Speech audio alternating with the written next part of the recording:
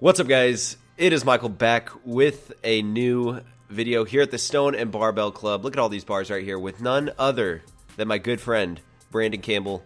What's up, Brandon? Back in the gym with Old Man Fitness. What's up? Brandon and I, we're doing a little dual comm right here. This was our second day of training footage. You guys are going to see mostly deadlifts in this video right here. Yeah, so Michael's warming up here with some sumo deadlifts, and this gym that we're at, Stone and Barbell, as mentioned, you guys saw some of the rules. Now, we initially showed that just so you could see the different types of bars that they had here. So we're using a Texas deadlift bar, but as many of you guys pointed out on my Instagram, they also had rules about if you bleed on the bar, you have to clean it off. So pretty classy gym. Yeah, but I actually did bleed out of my shin a little bit, so I broke one of the rules. First time using a Texas deadlift bar, and it just tore the crap out of my hands and shins. So one of the things that people don't realize with these specific bars, especially with the deadlift bars, is you're going to get a lot of whip, and you're also going to actually have knurling. So most people are used to like commercial gym bars that are really smooth. These bars are no joke. They're really not. It's like sandpaper or grip tape. I don't know if anyone skateboards. That's what it felt like on your hands. Yeah, and on top of that, I think we would be doing a disservice if we didn't mention the plates that we're using right here are in kilograms, and these red ones, they're not just 45-pound bumper plates. They're 25 kilograms, which really translates to a little over 55 pounds each, so definitely heavier than what most people would think. Yeah. So on the screen, I'll put the weights in the kilograms. It's going to be a little bit of like a math class for me doing all this math because you have to convert the bar to kilograms and then the plates. It's just a mess. I'm not even going to get into it. It was a struggle. Brandon was Googling how to convert everything. Just added extra time on the workout. But it was a great session. It was a lot of fun deadlifting with you, Uncle Brandon.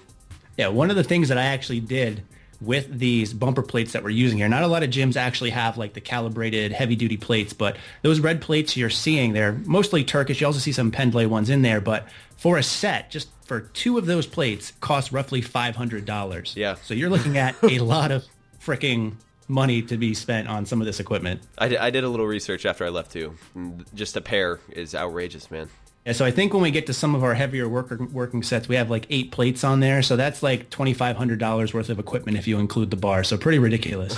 But they were worth it. When you're deadlifting those things and you drop the bar, I noticed it's smooth. It's like dropping the weights onto pillows. Yeah, I kind of think of it like if anyone ever played baseball and you use like an aluminum bat versus a wood bat, it's very different feeling in your hand. Same thing is true when you're actually using a legit bar as well as these legit plates we're using.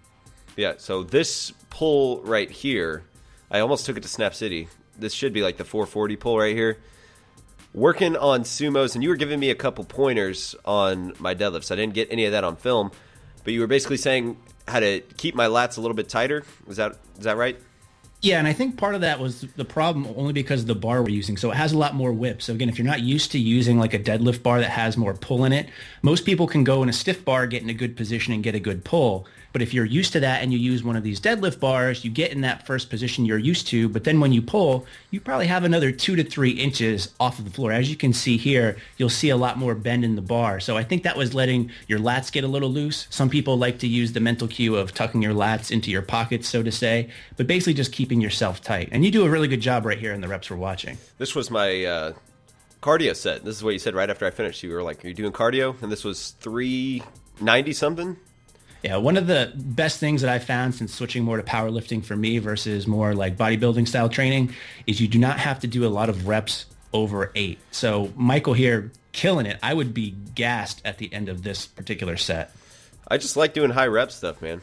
Like you were really regimented when we were training. I noticed like exactly what you had written down. Not one more rep, but me, I'll take it from 8 and I think 9 and 10. These reps were a little ugly, but I don't really mind. Just because I like doing high reps. It's just how training styles are contrasted right here.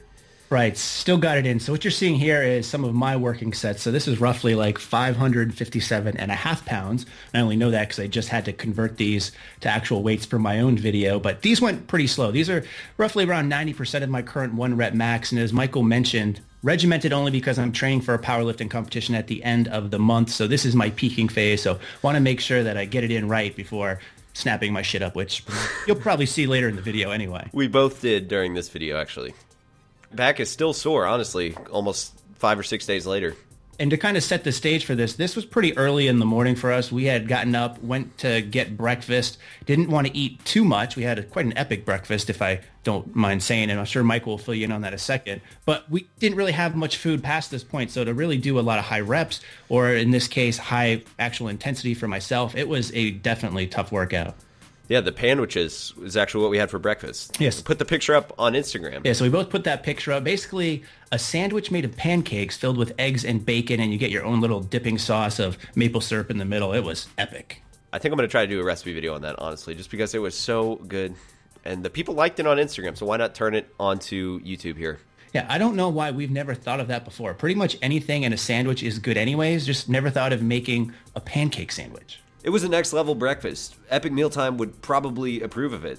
Yeah, and when you think about the macros themselves, I mean, besides some of the extra fat from the bacon, it's probably pretty good. And especially for a lot of people out there that use things like the Walden Farms calorie-free syrup, it's probably not that bad on macros. It would be great. But this video is wrapping up. It just finished up the Penlay rows. And our video that we're watching is actually over. So I'll probably put a black screen right here. We got to wrap this one up. But Brandon, it was great to be able to train with you. And I hope everyone enjoyed seeing two different YouTubers in the same video. I always find that interesting and fun to watch. Yeah, it was great to finally meet you. Michael and I have been friends for quite some time off YouTube as well. So just talking and just sharing common things to try to improve our channel. So it was nice to finally meet the man, the myth, the legend of lean body lifestyle, aka Michael Kory Fitness. Throwback. But thank you for coming on the channel and doing this, Brandon. I appreciate it. His channel will be linked in the description, so check that out. Like the video if you enjoyed it, and I'll let Brandon go ahead and sign off here. And as always, stay big, my friends.